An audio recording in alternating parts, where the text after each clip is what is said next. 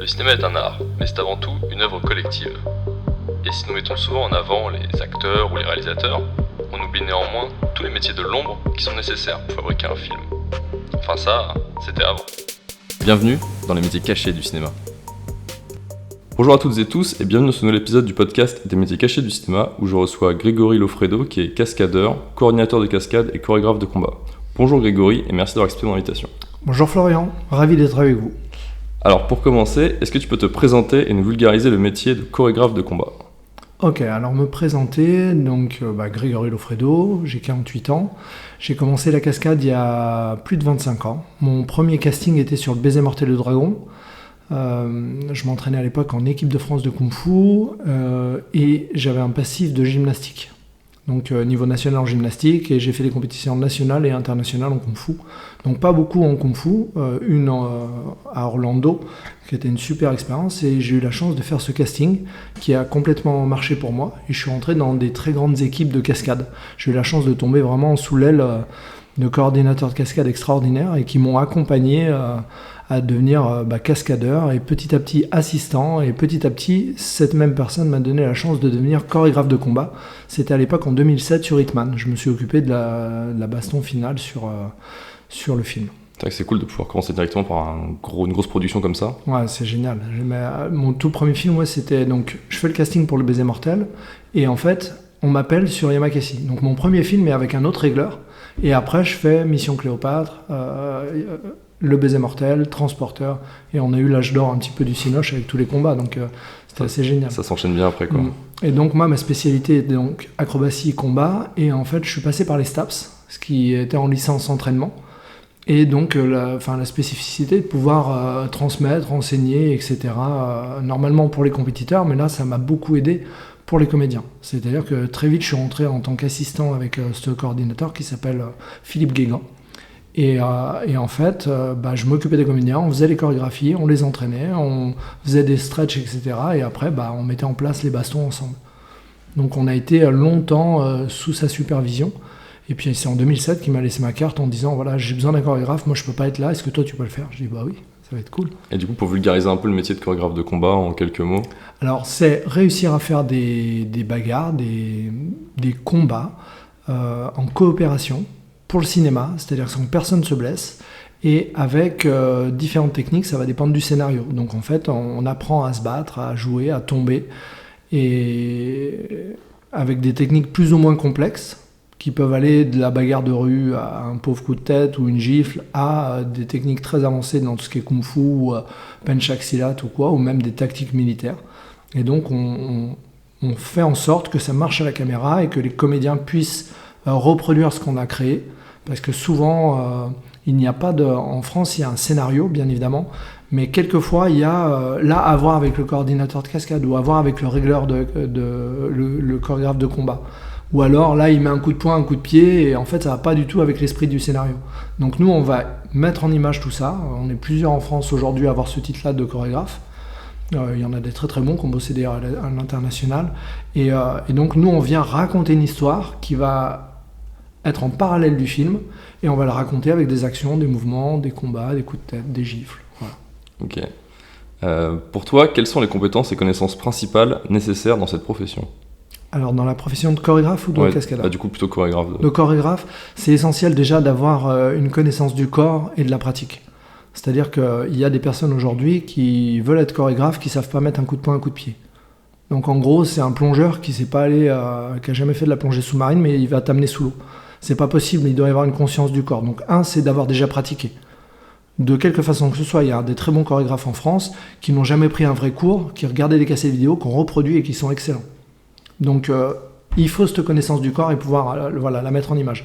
La deuxième chose importante, c'est d'avoir la conscience du cadre. Comment on va vendre les mouvements, comment on va les mettre, les exacerber, comment on va les rendre sexy, parce que souvent on appelle ça un sexy moment, parce que ça peut arriver dans un trailer. Donc on met souvent les moments un petit peu sympas dans un trailer, et savoir expliquer, là c'est ici qu'on va faire le truc qui est le plus sympa, et aujourd'hui on a 2 jeunes qui font des caméra design qui sont très très bons, et qui bossent un petit peu à l'étranger d'ailleurs. Et en fait, c'est d'amener l'action et de montrer que ce qu'on veut raconter dans l'action. Et donc ça, c'est la deuxième vraie compétence. La troisième compétence, c'est une compétence un petit peu humaine, c'est-à-dire de pouvoir accompagner la personne au-delà de ses capacités. Il y a vraiment quelque chose de l'enseignement derrière. C'est bien de connaître le corps, c'est bien de savoir faire des échauffements, c'est bien de savoir faire des assouplissements, et c'est bien d'avoir une pédagogie pour l'amener jusqu'à l'endroit où tu aimerais qu'il aille. C'est-à-dire que si la personne ne sait pas faire un blocage, elle ne va pas pouvoir faire 3 blocages et un coup de poing. Donc c'est l'accompagner à grandir dans cet art-là et de le rassurer. Et nous, on va bacheter après. C'est-à-dire qu'il ne va pas avoir les 20 ans ou 30 ans d'expérience qu'on va avoir, mais par contre, sur 1 ou 2 mois, s'il s'entraîne bien, eh ben, on va lui donner les lignes de conduite pour aller le plus rapidement possible à quelque chose de crédible. Il y a vraiment beaucoup de pédagogie dans ce métier. Beaucoup. Beaucoup d'humains. Pour revenir un peu dans le passé, est-ce que tu peux nous dire ce qui t'a poussé vers le cinéma et plus particulièrement vers ce métier ? On t'a un petit peu parlé au début du coup, mais... Alors, je t'ai pas tout dit. En fait, moi, pour la petite histoire, à 13 ans, j'ai commencé à voir, alors je crois que j'avais pas tout à fait l'âge, peut-être que j'étais un tout petit peu plus petit, j'étais avec un de mes oncles et il avait des VHS et il met Bloodsport. Et moi, je vois Bloodsport, je dis mais c'est trop cool. Et je crois que j'ai pas l'âge tout à fait pour le regarder ce truc-là, mais sauf que je suis avec le tonton et ça passe bien. Et lui il aime beaucoup le cinéma. Donc là, je découvre une passion pour le cinéma, mais depuis très jeune en fait. Et depuis tout petit, j'aime le cinéma. En 6e, j'ai vu un film qui s'appelle Salaam Bombay. Et en fait, ça m'a bouleversé le film. Et je me dis, mais il y a vraiment quelque chose. Donc à l'âge de... Quand j'ai vu Bloodsport, juste après, je suis en sport études gym. Et à un de mes copains, je lui dis, un jour, je travaillerai avec Van Damme. Un jour, je bosserai avec lui. Donc lui, bien sûr, explose de rire à l'époque. Et voilà, moi j'oublie le truc et je me voyais devant les caméras. Après Jet Li, il arrive et je me vois devant les caméras avec Jet Li. Et ça me met en joie de visualiser ce truc-là, ou tout du moins de l'imaginer. Et en fait, à 24 ans ou 25 ans, il m'appelle, mon pote, il me dit, mais tu bosses avec Van Damme ? Je dis, bah oui. Lui il se rappelait de l'histoire, mais moi pas du tout. Et en fait, il me dit, bah, mais tu me l'avais dit ? Et je dis, bah, je m'en rappelle pas du tout. En fait, quelque part, on visualise le truc et c'est comme, certains vont l'appeler la loi d'attraction, d'autres, réaliser ses rêves. Mais voilà, le petit enfant qui était en moi, qui fait le cinéma depuis toujours. Et en fait, j'aime le cinéma, que ce soit de la comédie, que ce soit quelque chose d'un peu plus romantique ou dramatique ou un petit peu plus spectaculaire. Le cinéma me fait rêver. Je trouve que c'est un outil qui est extraordinaire pour enseigner aux gens des choses, des valeurs, des choses à ne pas faire. C'est très intéressant. Et du coup, si tu n'avais pas commencé par la cascade, parce que finalement la cascade, c'est parce que à côté de ça, tu étais en STAPS, et du coup, tu faisais de la gymnastique, etc. Mais est-ce que tu aurais voulu faire autre chose ? Est-ce que de base, tu t'orientais vers, je sais pas, l'acting ou... Très bonne question. Alors moi, je rêvais de ce truc-là. Et en fait, je rêvais de pouvoir tourner au cinéma. Quand je fais mon premier casting, c'est avec un ami de l'équipe de France qui s'appelait Pierre Nguyen, qui me donne le numéro de Philippe Guégan et il me dit, va à cette adresse parce qu'il y avait un casting pour le prochain Jet Li. On faisait du kung-fu dans la même catégorie que Jet Li, bien évidemment pas au même degré. Enfin, le monsieur c'était un master, nous on était des bébés. Et, enfin, surtout moi en fait, voilà, par rapport à... Et donc pour nous c'est waouh, c'est pas des idoles, mais en tous les cas c'est des références dans le domaine. Et il me donne ce numéro, j'y vais, donc il me dit prends ton sabre, je prends mon sabre. Je vais au casting, je ne sais pas si c'est un casting figurant, comédien, et je n'ai pas conscience du mot cascadeur à l'époque. Donc j'arrive, un petit monsieur chinois, il me dit bonjour, je dis bonjour, en anglais. Donc l'importance de travailler les langues, très important. Et il me dit fais ce que tu veux. Ok, donc je balance des acrobaties, des coups de pied sautés, je balance quelques coups de sabre et tout dans tous les sens. Je me lève, il vient me serrer la main, il me dit ok, on va travailler ensemble. Je dis super. Je sors et je dis il est super gentil ce petit monsieur, mais c'est qui et c'est pourquoi? Et en fait là il y a un jeune qui me dit bah là en fait c'est l'un des 2 plus gros chorégraphes au monde, c'était Corey Yuen qui était sur tous les contrats de Jet Li et de Statham. Et lui il m'a dit qu'on avait bossé ensemble sur le film, donc c'est bon. Et là c'est ce monsieur là qui me valide cette entrée. Philippe Guégan dans la foulée, c'est Pascal qui est là ce jour-là, donc son frère. Il me voit, il me dit putain on a une recrue qui va pouvoir nous aider. Je me retrouve sur Mission Cléopâtre à doubler Gérard Darmon pour la deuxième partie du combat entre les colonnes parce que Cyril avait déjà un rôle sur le baiser mortel, et donc en fait ça fait boule de neige. Donc il y a vraiment ce truc-là je ne sais pas ce que je veux faire en fait. Et quand je fais les stabs, je n'ai pas conscience du mot cascade. Et moi, pour la petite histoire, j'aurais aimé faire tout ce qui était groupe d'intervention GIGN. Ça me faisait rêver. Hier, on était sur un camp CQB et je rencontre un monsieur du GIGN et je lui dis, mais moi, vous êtes une référence pour moi. Et voilà, on discute, on sympathise, il est super sympa. Et pour moi, c'était ce groupe-là d'élite, Marignane, qui me donne envie d'aller servir pour la France et tout du moins pour le GIGN. Et après, je me rends compte qu'il y a une autre voie qui est possible, qui est le cinéma, qui me convient pas mal parce que j'aime pas faire du mal aux gens. Donc ça a été compliqué pour moi de faire certaines choses, et ça a été compliqué pour moi aussi de passer dans le petit tunnel. Là, je pense que j'aurais jamais réussi les examens, parce que voilà, un petit peu trop serré. Donc en fait, ma base, c'était la gendarmerie ou aller faire des groupes d'intervention. Et ça arrive par un deuxième choix, et quand j'arrive à ce moment T, les 15 ans de gymnastique à niveau national, le kung-fu, plus des conneries quand j'étais jeune, je sautais des toits pour plonger dans les piscines, je plongeais de falaise en Ardèche avec une copine, et bah ça fait que le puzzle il est en place quand le monsieur il me demande de faire mes trucs. C'est marrant, c'est comme si tu avais tout préparé alors que c'était pas du tout le cas. C'était exactement ça, c'est comme s'il y avait une bonne étoile qui me disait non mais fais ça, non mais fais ça, non mais fais ça, et toi tu suis la route, t'es un peu comme une balle qui est chahutée dans tous les sens, et en fait ça t'amène à la destination, et là tu te dis ah ouais d'accord, ok. Mais tu le comprends que plus tard, ça. Du coup, tu as un cursus un peu particulier. Et aujourd'hui, est-ce qu'il y a un cursus spécial qui existe, enfin, vraiment un vrai cursus qui existe pour, peut-être pas chorégraphe de combat, parce que comme tu as dit, je suppose qu'il faut quand même avant être cascadeur, peut-être, je sais pas si c'est une évolution obligatoire, ou est-ce qu'on peut direct commencer par chorégraphe de combat? Est-ce qu'il y a un cursus précis qui existe pour ce métier? C'est une très bonne question. Alors nous, on a une école, c'est Mad Stunt. Et on est l'une des premières écoles faites par des coordinateurs qui étaient du métier en fait, et pas des personnes qui arrivent de l'extérieur. Et pour la petite histoire, effectivement, on va accompagner les jeunes, la jeunesse, à durer dans le temps. Donc je vais leur donner toutes les clés qui, moi, ont marché pour moi. Et dans l'équipe, il y a Chao Beldin, qui est comédien sur les Yamakasi, un des fondateurs des Yamakasi, qui veut lui amener toutes les compétences possibles pour l'art du déplacement, les courses, etc., et les courses-poursuites. Il y a Mehdi et Adrien qui sont des experts en Wing Chun et Kung Fu. Donc on a des masters un peu dans tous ces domaines pour leur donner le maximum de clés. Et avec notre expérience, on essaie de leur remplir le sac à dos de bonnes choses pour qu'ils durent dans le temps. Donc effectivement, notre cursus permet d'aller jusqu'à chorégraphe. Le but du jeu est de les faire durer. Donc cascadeur une journée n'a pas d'intérêt pour nous. On ne veut pas faire rêver les gens sur ça. Par contre, on veut leur donner les clés de pouvoir faire leurs heures, de pouvoir durer dans le temps. Et effectivement, à un moment, tu es obligé soit de passer coordinateur, soit chorégraphe, soit comédien. Soit tu passes dans le montage, soit tu passes à la caméra d'action. On les accompagne à ça. Le but du jeu, c'est d'essayer de les aider à trouver dans quel chemin ils brillent le mieux pour qu'ils puissent se déployer. Mais effectivement, c'est pour prendre notre place à un moment. Ok, mais du coup, à la fin, c'est vraiment pour qu'ils soient chorégraphe de combat. Parce qu'aujourd'hui, est-ce que c'est possible d'être. Enfin, avec ce que tu dis, est-ce que c'est possible d'être juste cascadeur ou il faut quand même cumuler plusieurs casquettes pour avoir justement ces heures, etc. Est-ce que tu peux être juste cascadeur ou est-ce qu'il faut que tu sois quand même cascadeur et un peu coordinateur ou un petit peu chorégraphe? Il faut que tu cumules tout ça? C'est une super bonne question. Très bonne question. Parce que tu m'as demandé juste avant, est-ce qu'on peut arriver directement chorégraphe de combat? Je pense pas qu'il y ait un chemin. Je pense que c'est tout à fait possible. Ça va dépendre de la personne. Tu vois, elle peut arriver avec un gros niveau et arriver sur un truc et bam, arriver chorégraphe de combat et exploser sur un film et hop, être appelé de partout. Donc ça, c'est possible. Et après, la question que tu viens de me poser, elle est très intéressante parce que c'est le problème aujourd'hui. C'est-à-dire qu'on arrive avec une jeunesse qui a accès à tout très rapidement et qui a moins le goût de l'effort. Nous, on est passé par 20-30 ans d'entraînement, par 40 heures par semaine, et au bout du tunnel, il n'y avait pas de lumière. On ne savait pas ce qu'on allait faire. Mais là, aujourd'hui, eux, ils veulent déjà être à ta place.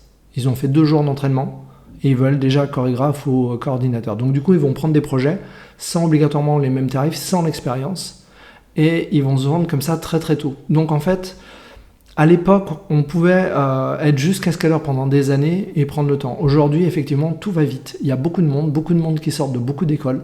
Il y a 2 autres très grosses écoles qui sortent beaucoup de monde par vague. Et il y a aussi le Puy du Fou, qui a une académie avec des jeunes de talent. Donc il y a vraiment beaucoup de monde là-dedans. Et il y a des spectacles, il y a des choses. Il y a de plus en plus de jeunes qui ont une ambition tôt et qui ne sont pas assez patients, en fait. Et donc du coup il y en a qui vont faire justement ce que tu dis et qui vont faire plusieurs journées, se mettre coordinateur à un endroit, chorégraphe à un autre et manger un petit peu sur tous les trucs. Et c'est vrai que ça c'est des choses que nous on faisait pas. Aujourd'hui ça existe. C'est plus compliqué pour travailler. Et c'est plus compliqué pour avoir justement tes heures, parce qu'il y a beaucoup de monde. Ouais, le chemin de base, c'était plus, je suppose, tu commences cascadeur, et après tu vas vers soit coordinateur, soit chorégraphe, peut-être un peu l'un ou l'autre, tu choisis un peu le chemin, ta spécialité, finalement, le but c'est quand même de se spécialiser, et faire tout en même temps, du coup tu deviens moins spécialiste de quelque chose, finalement. C'est exactement ça. C'est exactement ça. Nous, on était accompagnés sur le tas, c'est-à-dire que tu validais une étape, on t'en amenait une autre. Tu validais une bonne cascade, on t'en amenait une autre. On te faisait pas tout faire d'un coup, où toi tu payais pour faire les choses et après t'es prêt sur un tournage, mais on fonctionne tous d'une façon différente. C'est assez bizarre en fait. C'est pour ça que notre façon de procéder elle est différente. On les amène aux cascades et aux grosses choses bien après. Au début, on leur fait travailler les bases. Donc c'est plus long, mais par contre c'est sur du rock, c'est pas sur du sable. Et ouais, une chose qui peut être importante, dont on n'a pas parlé, souvent on veut travailler très vite. C'est-à-dire que tu veux faire ta chorégraphie et très vite la faire. Et en fait, la clé d'une bonne chorégraphie, c'est de la répéter lentement. Lentement.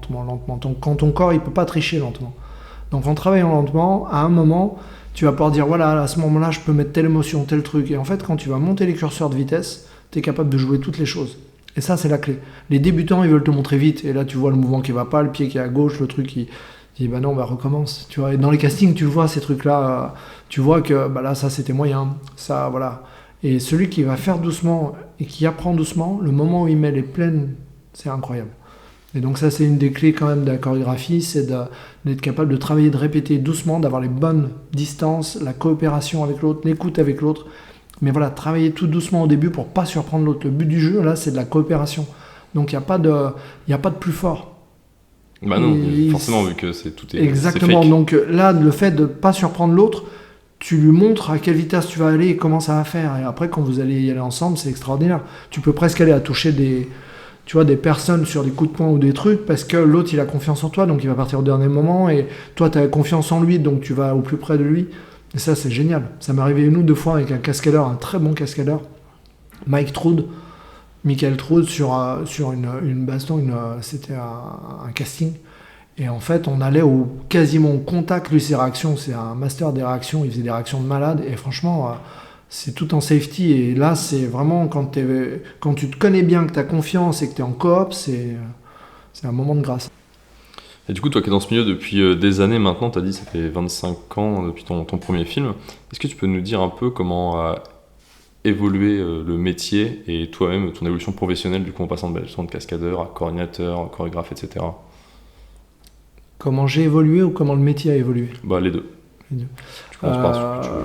Bah, t'évolues grâce à des rencontres. Moi, pour ma part, c'est vraiment des rencontres, des comédiens, des frères d'armes.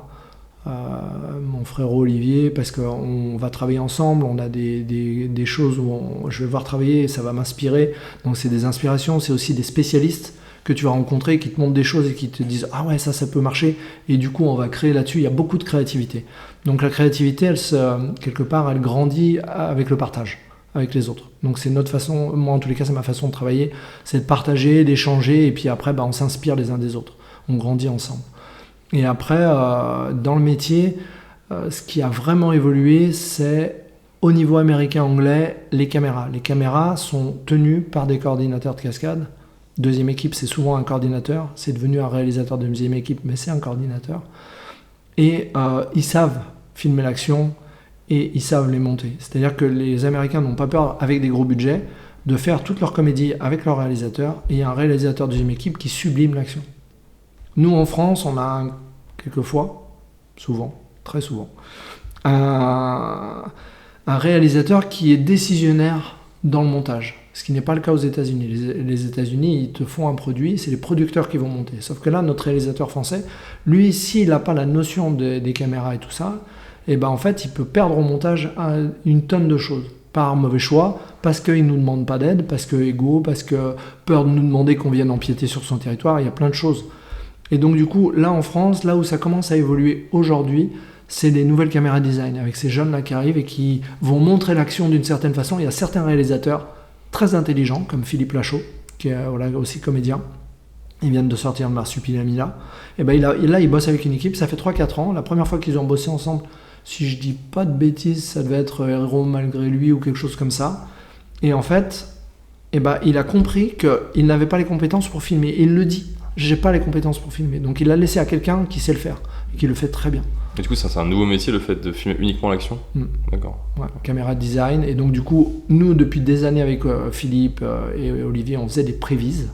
Mais c'est des prévises qui étaient beaucoup plus basiques que ce qu'ils font aujourd'hui. Aujourd'hui, dans les Batman et tout, ils font des prévises avec des effets spéciaux et tout. Et là, la jeunesse qui arrive en France, il y a 2-3 jeunes réalisateurs qui sont en train de monter, deuxième équipe bien sûr, qui sont capables de faire des effets, qui mettent du jeu dans les trucs, qui mettent les actions en valeur. C'est extraordinaire. Et donc c'est ça qui a évolué. Et donc nous, quelque part, on les a inspirés, parce que certains des jeunes viennent nous dire « Ah punaise, moi quand j'ai commencé, ton nom c'était waouh !» Et aujourd'hui, ils nous ont dépassés, c'est des fusées. Moi je suis content de ça. Le fait d'inspirer les nouvelles générations pour qu'ils nous dépassent, c'est le but de quelque part d'un père. On doit être là et amener la personne à nous dépasser, à être plus loin que nous et puis d'aller plus loin. C'est génial. T'en as parlé un petit peu tout à l'heure. Est-ce que l'arrivée des effets spéciaux et du numérique a changé ta façon de travailler ? Ouais, vraiment. Non seulement ça a changé, et là avec tout ce qui arrive aujourd'hui, ça va même, je pense, assez bouleverser le métier. On a fait beaucoup de jeux avec motion capture, avec Quantic Dream, Ubisoft, que ce soit les Ghost Recon, que ce soit les Splinter Cell, des Star Wars. Et effectivement, d'avoir une équipe qui est capable de faire ça, et là la nouvelle jeunesse des cascadeurs, ils sont capables de faire des choses comme ça, et c'est la clé, ils ont compris en fait. Nous on est un peu en retard par rapport à ça. Notre génération, on touche After Effects, mais pas à leur niveau.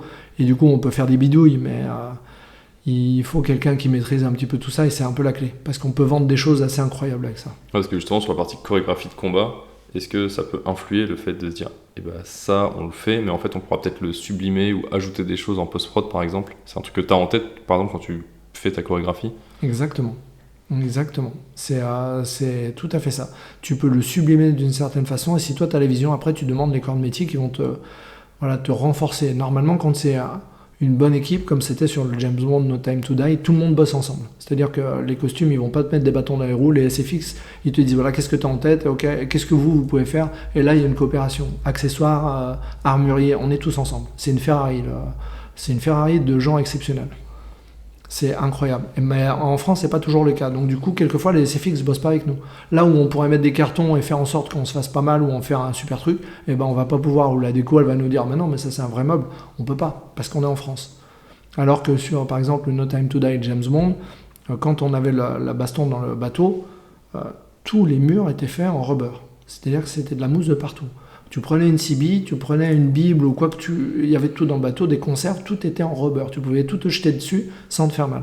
Donc ils combattent dans un univers où déjà c'est aseptisé, où ils vont pas se faire mal, donc ils vont être plus généreux, mais moins précautionneux pour les chutes et tout. Il est pris soin d'eux pour les Anglais américains. Pour nous, un peu moins.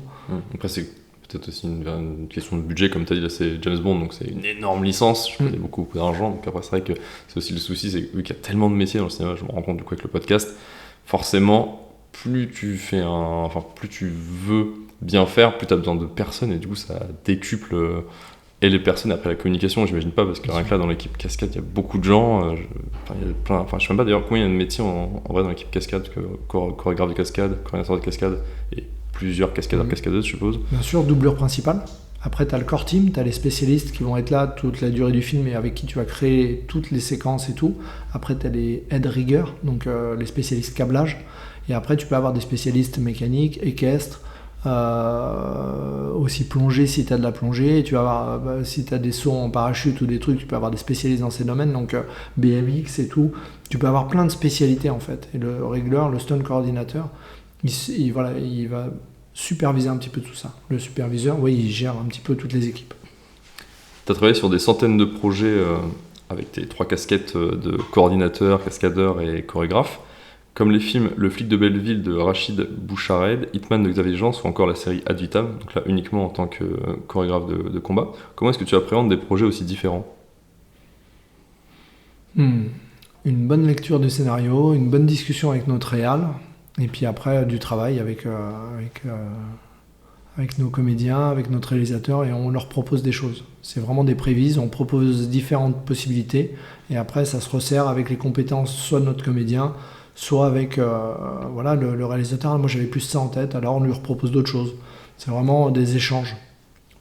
À quel point du coup le scénario, je sais pas comment dire, il te force à faire des choses, ou est-ce que tu as quand même un peu carte blanche? Parce que c'est compliqué dans le scénario de préciser tout. Je suppose que, enfin, je ne sais pas, j'ai jamais vu de scénario, mais ils doivent mettre combat, mais peut-être qu'ils précisent pas tout, genre le nombre de coups de poing, le nombre de coups de pied, etc. Bien sûr, non, ils précisent pas tout, sauf les personnes par exemple qui vont, comme tu disais tout à l'heure, il y a des personnes qui connaissent très très bien leur domaine, et ben là, si tu as un scénariste qui lui aime le combat, il va pouvoir détailler des choses. Et après, souvent, ils ne connaissent pas. Donc là, selon l'esprit du scénario, on va proposer des techniques plus que d'autres. Si on est sur un film d'un ancien militaire et tout, on va pas lui faire du kung-fu avec des formes comme Jackie Chan, ça n'a aucun intérêt. Ou alors ça veut dire que c'est spécifié dans le scénario et qu'un de ses bagages est celui-là, sinon ça n'a pas d'intérêt. Donc après le scénario, il nous permet d'avoir un vrai cadre et on va être force de proposition avec les techniques qui vont dans ce cadre. Et après, bien évidemment, on va améliorer, là il lui met un coup de tête, il lui met une balayette ou il lui fait une clé de bras, et ben on va faire des propositions de ça et après on va, peut-être que 2 coups de tête ça va passer à un coup de coude, peut-être qu'on va proposer.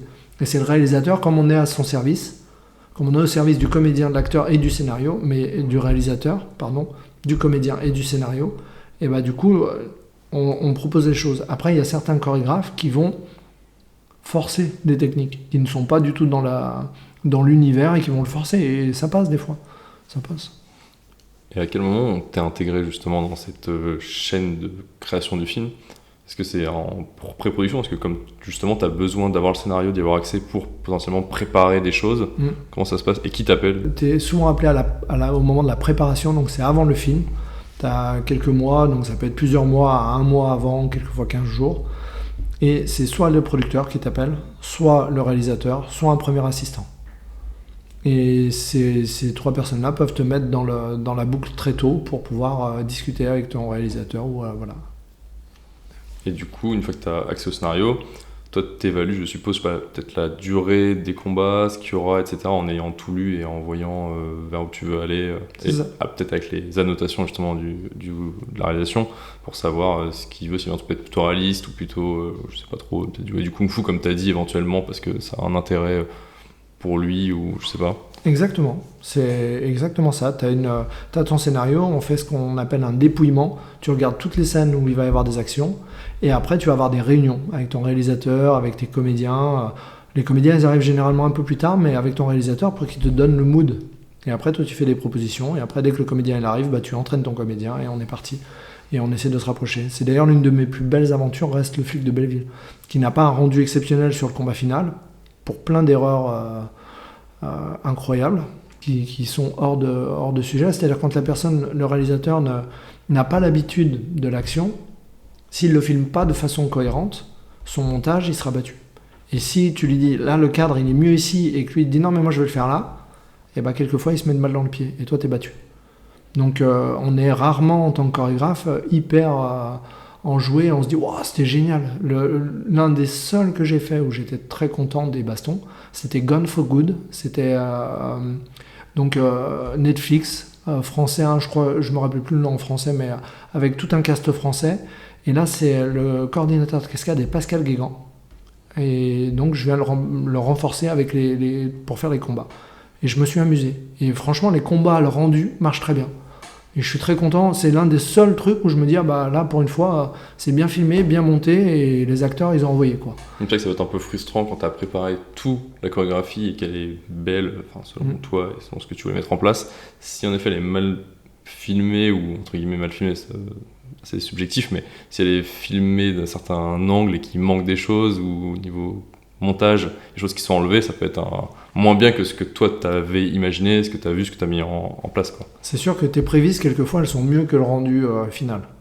Et après, quand tu es sur des bons films avec des personnes qui sont compétentes au bon poste et qui t'écoutent et qui sont en coopération, de ce que tu vas donner, le rendu final, il est sublimé en fait. Mais il faut que là, la magie, elle opère. Et là, pour le coup, nous, sur par exemple le Flic de Belleville, notre réalisateur, il voulait pas se resserrer. Donc il a aucun plan face avec les comédiens qui vont démonter, et c'est ça où tu as envie de voir le comédien dans les yeux, voir ce qu'il fait et tout, et je lui répétais, mais t'es sûr? Non, il disait, moi je le vois dans des vignettes, des machins, il l'a pas monté du tout en vignette, ce qui fait qu'il manque un million de trucs, et tout le reste des bastons marche bien au bâton et tout, et là tu te dis, c'est dommage, on avait tout, les comédiens étaient prêts, la baston elle envoyait du lourd, On avait un cascadeur comédien en face d'Omar, et il veut pas resserrer. Tu te dis, mais on y est, allons-y. C'est trop dommage. Et au montage, quand tu vois le truc, toi en tant que chorégraphe, t'es déçu. Tu te dis, mince, c'est trop dommage par rapport au boulot. Ça reste ma plus belle aventure, mais c'est vrai qu'à l'écran, il n'y a pas le rendu qu'on aurait aimé. Et encore une fois, c'est pas pour moi, c'est pour le comédien qui kiffe ce qu'il fait. Après, nous, on en refera d'autres ou pas, mais voilà, on a donné le max qu'on peut. C'est comme quand on fait un relais à 4. Le premier, il a donné le max, il a couru le plus vite possible. Si le dernier tombe, le premier, il est pour rien. Donc, et comme le cinéma, c'est vraiment de l'équipe, et quand on est ensemble, ça marche, on va plus loin. Si ça marche pas ensemble, on est battu. Et là, pour une autre petite histoire qui était intéressante, c'est avec Jean-François Richet, je lui ai dit sur l'Empereur de Paris, si tu veux, je passe au montage. Et donc il me dit, rarement les réalisateurs ils t'invitent au montage, parce que soit le monteur ça va le saouler, parce que voilà, il connaît son boulot, soit le réalisateur il a pas trop envie que tu marches sur son film. Là, lui, il m'invite. Je viens, je suis resté peut-être 1 heure. Et là, je disais, là, tu vois, il y a 1 seconde de trop. Il remettait le truc, il disait, oh, mais ça déchire. Et du coup, le film L'Empereur de Paris, il marche très très bien. Il marche très très bien. Ce qu'on a, franchement, les actions, elles marchent de feu. Et lui, il était super content. Et après, quand tu es avec des réalisateurs de ce calibre et un monteur de haut niveau, quand ils ont compris les détails, mais c'est facile. Nous, c'est parce qu'on a l'habitude du corps. On sait qu'une seconde de plus ou de moins peut jouer, ou un faux raccord où tu mets la main derrière, tu peux cutter une seconde avant et ça marche. C'est des tout petits détails. Donc, dès qu'on leur montre ces points-là, ils comprennent très vite. Et après, ils ont plus besoin de toi, et ça, c'est cool. C'est marrant, ça pourrait être quasiment... Il y a quand même des métiers qui se créent régulièrement dans le cinéma, j'ai l'impression. Et ça pourrait quasiment être un nouveau métier qui serait monteuse de scènes d'action, typiquement. Comme il y a, comme tu as dit, des graphiques caméras. Ouais, caméra design. Ouais, pardon, caméra design, du coup, qui vont filmer exprès l'action. On pourrait s'imaginer qu'il pourrait y avoir le pendant côté montage, par exemple. Exactement. Ça pourrait arriver.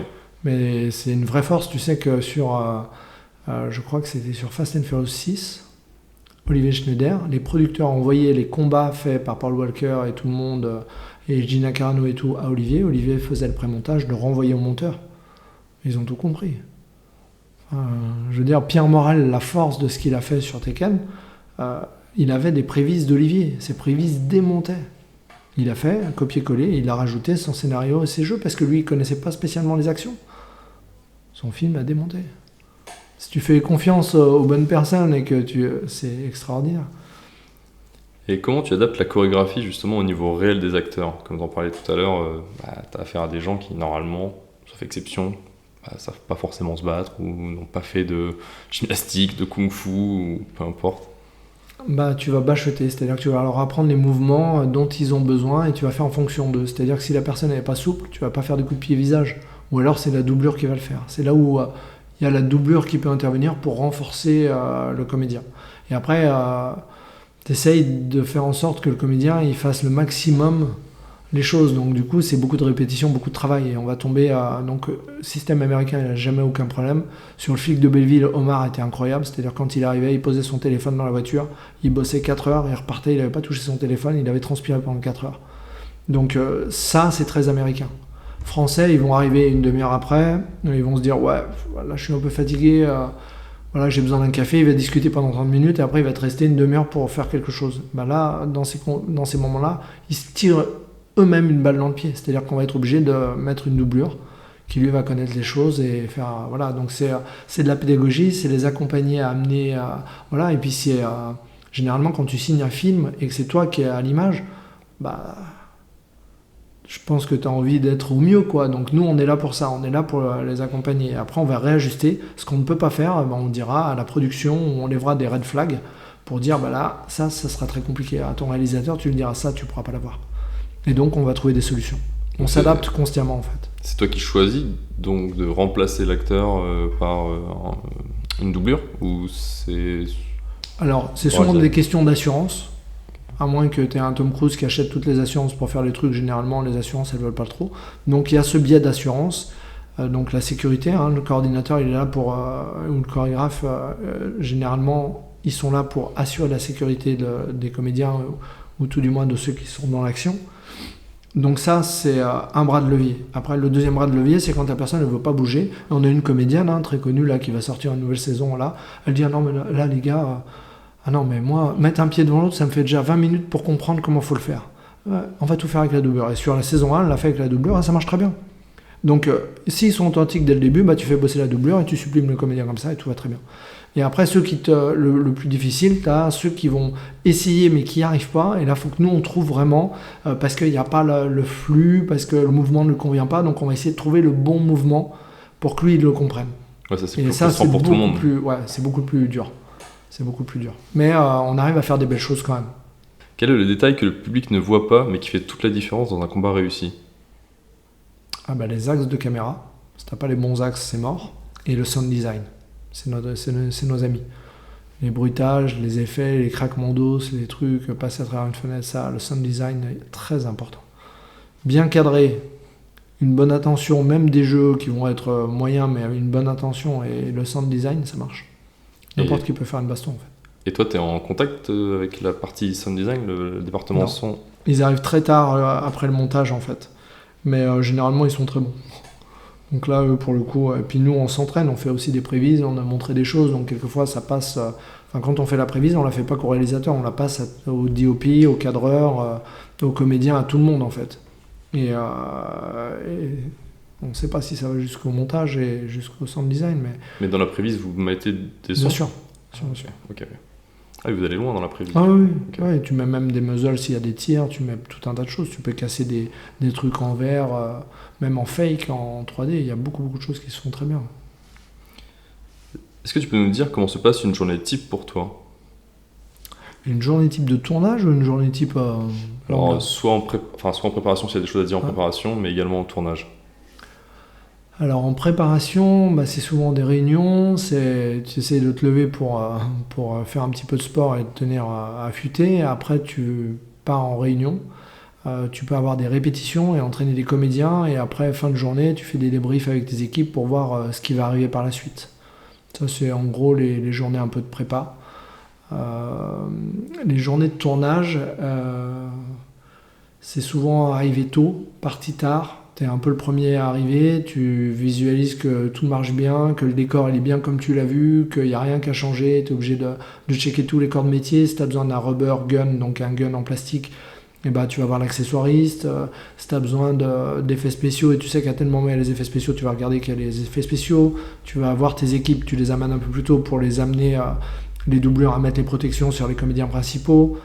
Tu fais en sorte que tout ça soit géré et après on fait un petit échauffement. On regarde que tout marche bien sur le décor et puis après c'est moteur action et on y va. Mais là tant qu'on est dans le dur, on y va. Et puis après fin de journée, on remballe, on range tout, on vérifie que personne n'a de bobo et puis on rentre à la maison. Et toi sur le tournage, du coup ton rôle c'est du coaching un peu, éventuellement être là pour aider un peu les comédiens, comédiennes.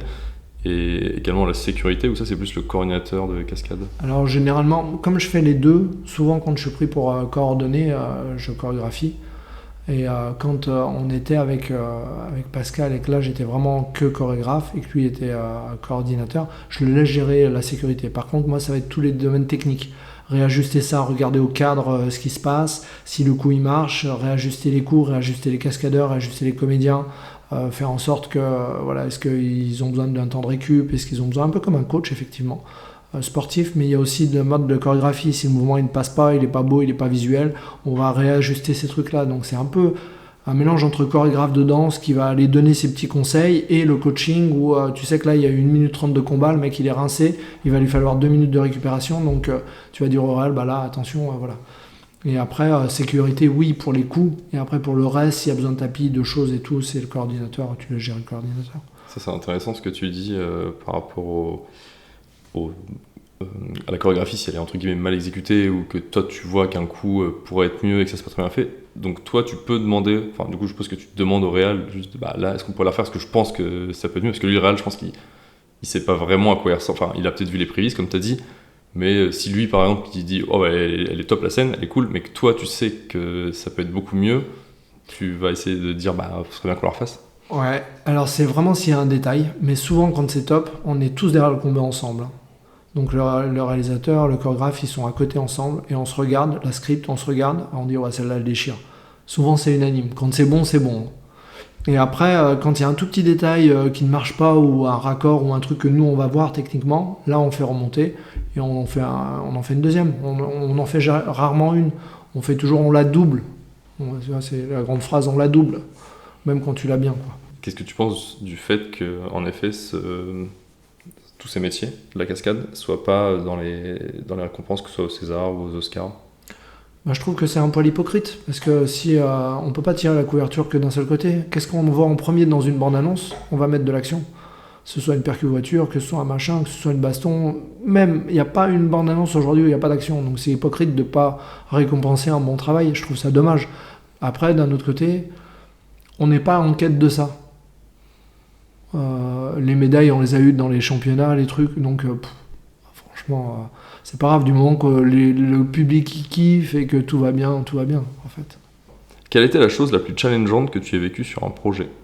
Une des choses les plus challengeantes, c'était la baston sous l'eau sur le flic de Belleville.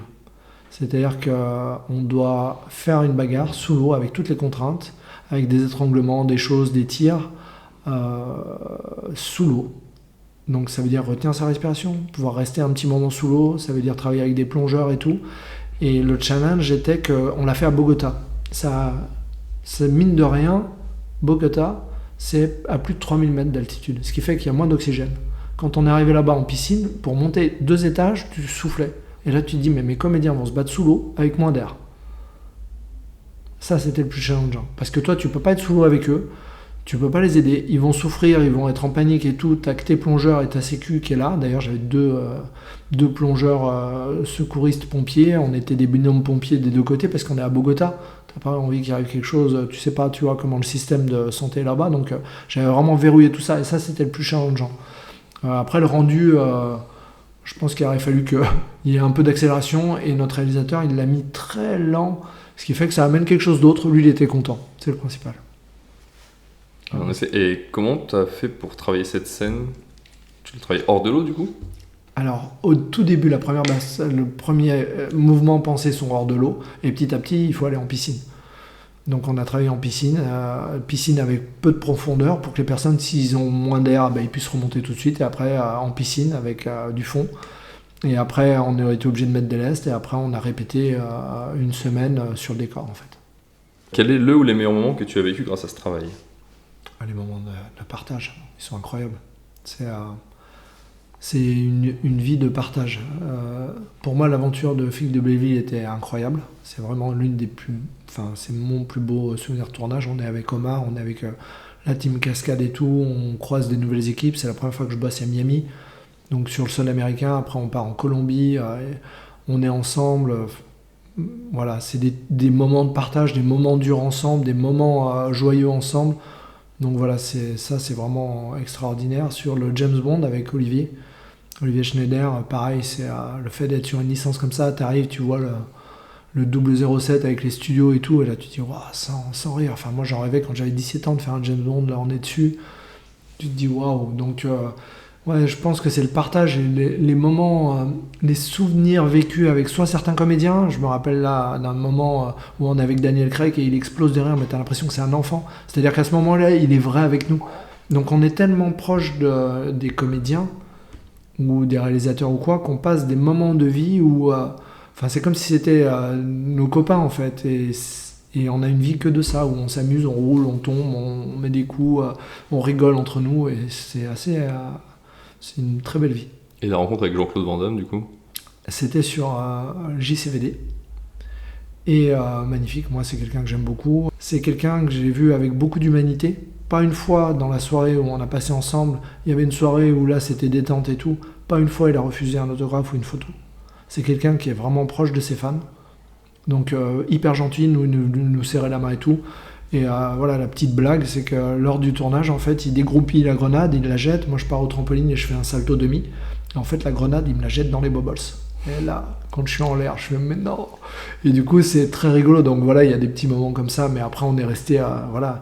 Je lui ai dit que c'est quelqu'un qui m'a fait rêver. Et je les remercie pour ça. Mais il n'y a pas eu de proximité. Quand tu es juste cascadeur, t'es moins proche des comédiens et tu vois, de tout le staff. En plus, moi j'étais discret à l'époque, donc je restais vraiment à ma place. Si on m'appelait pas, je me mettais pas en avant. Et voilà, si on m'appelait, je venais. Et là, aujourd'hui, sur le tard, en étant coordinateur et chorégraphe, bah, du coup, t'as des moments de partage que j'avais pas avant, donc c'est encore mieux. Et tu viens d'en livrer une, du coup, une petite anecdote. Est-ce que tu en as d'autres que tu peux nous livrer? Ah si, les moments de solitude, c'était génialissime. Un moment, c'était... Donc là, on est avec Patrick Vaux, les Human Stunt, mais du coup, c'est au tout début, on est sur Fahrenheit, un jeu. Et en fait, Patrick, il doit taper dans le bâton. Donc j'ai un bâton dans les mains, il me tape dans le bâton, il me met un front kick, et il doit me le mettre vers le visage. C'est de la motion capture, il n'y a pas besoin de taper, et normalement, on ne tape pas au visage. Et là, pas de bol. Il tape le bâton, il regarde pas, je sais pas ce qui se passe. Son bandeau, je crois, il descend devant ses yeux, parce qu'à l'époque, c'était des bandeaux. Et là, il me met un front kick dans les chicos, mes chicos, elles claquent. Et du coup, je fais la vieille... Tout ce qu'on disait, ah, mais ça marche pas dans les bars de saloon et tout. Je fais la même réaction toute pourrie de bar de saloon, où je suis allé m'écraser avec un demi-tour tout pété. Et là, tout le monde explosait de rire derrière. Ils n'ont pas compris ce qui se passait. Et ça, c'est vraiment un gros fou rire, quoi. Et... J'avoue, les petits fails, tu dois en avoir quelques-uns potentiellement. Des petits fails comme ça. Ah bah oui, il y en a un paquet. Ouais. Parce que c'est vite arrivé, en effet, avant que la confiance soit là et que tu passes de lent à un peu plus rapide dans les mouvements, t'as forcément des moments où, hélas... Punaise, oui. Et puis ça peut toucher, en fait, toujours un métier où si l'autre avance, toi, tu n'as pas le bon timing et tu fais un faux mouvement et on n'est pas au bon endroit, on peut toucher. Ça arrive. Il y a quand même un potentiel d'aléatoire qui est présent, quoi. Ouais. Et tu préfères quand c'est toi qui es touché que quand c'est l'autre, généralement. Oui, c'est sûr. Mais bon, ça arrive, voilà. Est-ce qu'il y a d'autres comme trucs un peu rigolos? Ouais, une petite cascade aussi qui était intéressante. On était avec Gilles Conseil à l'époque et à Bordeaux. Et c'était la première fois que je mettais un costume de pompier. Et après, par la suite, je vais devenir 10 ans pompier volontaire. Donc ça, c'est comme, voilà, je me retrouve pompier. Là, je suis sur un échafaudage, 25 mètres. Et en fait, quand on part d'échafaudage, je me fais gazer en haut de l'échafaudage. L'échafaudage lâche derrière moi, je pars et je me récupère sur une barre. Sauf que toutes les répètes qu'on fait, j'ai toutes mes protèques, sauf une, protège tibia. Première répète, tibia dans la barre de fer. Je remonte avec une petite larme. Deuxième, bam, au même endroit parce que rien n'a bougé. Troisième, toute la matinée comme ça, j'ai une larme ici. À midi, coupure, je pars tout discrètement, je vais à Decathlon, je m'achète 2 gros protège tibia et je reviens avec une larme ici. Ça a tapé toute la journée. Mon tibia, il était violet, mais... Voilà, ça c'est une petite anecdote où tu dis rien, t'as fait une connerie, t'as oublié tes protèques tibia, bah voilà, ça c'est fait. Sur Hitman, ouais, grand moment de solitude, pas de budget, notre petit Besson qui met pas tout ce qu'il faut là où il faut, et bah on a une hallebarde et on doit se battre avec une hallebarde. Premier coup, hallebarde en 2. Premier moment de la journée, première séquence, plus d'hallebarde. Là je regarde l'accessoiriste, je regarde le réalisateur, je fais voilà, comment on va faire. Et bah l'accessoiriste, il m'a sculpté des hallebardes toute la journée avec du bois. Et il a fait un travail de fou. Il nous a sauvé la vie, en fait. Sauf que le truc était en bois, donc tu te le mets dans le visage, bah... Voilà, c'était pas du latex. Latex, il a tenu 1 minute 30, parce que pas assez de budget. Voilà. Donc ça, c'est l'anecdote sympa où tu transpires, où tu dis, voilà, comment on va faire, et puis bah du coup, on trouve des solutions. Donc un peu d'improvisation aussi, quand même, dans le métier. Un peu d'improvisation dans le métier, quand même. Complètement. Il y a d'adaptation, beaucoup d'adaptation. Tu essaies d'anticiper toutes les choses que tu peux et après tu t'adaptes. Et pour finir, quel autre métier du cinéma penses-tu n'est pas assez mis en avant et qui pourrait faire l'objet d'un prochain épisode? Cadreur, réalisateur deuxième équipe. On a un Français, notamment Olivier Schneider, qui est vraiment hyper balèze là-dessus et qui a commencé cascadeur et qui aujourd'hui il a réalisé pour Fast and Furious en deuxième équipe quand même. Donc réalisateur deuxième équipe. Cadreur d'action, quand tu vois les actions sur les Marvel, là où t'as le cascadeur qui saute et t'as le cadreur qui saute avec le cadre. Voilà, ou alors sur le Born Identity ou James Bond, ils l'ont fait aussi. Je trouve que ça, c'est incroyable. Cascadeur, bah oui, bien évidemment, un bon cascadeur là, qui envoie, doubleur principal. C'est pas le même métier cascadeur. Ah, c'est pas le même métier, c'est vraiment 2 métiers différents. Ah, bah le cascadeur, c'est quand tu commences à être un petit peu à graviter autour. Doubleur principal, c'est quand on a une pleine confiance en toi, que t'es capable de faire tout ce qu'on va te demander pour le comédien. C'est-à-dire que tu marches physiquement, tu vas le mimer, tu vas jouer comme lui, tu vas pouvoir aller au charbon parce qu'on va te demander des trucs de malade. Merci beaucoup Grégory. Merci à toi Florian, c'était un plaisir. Merci beaucoup d'avoir écouté cet épisode des métiers cachés du cinéma. S'il vous a plu, n'hésitez pas à vous abonner, mettre une note et un avis sur votre plateforme d'écoute préférée, et je vous donne rendez-vous prochainement pour un nouvel épisode.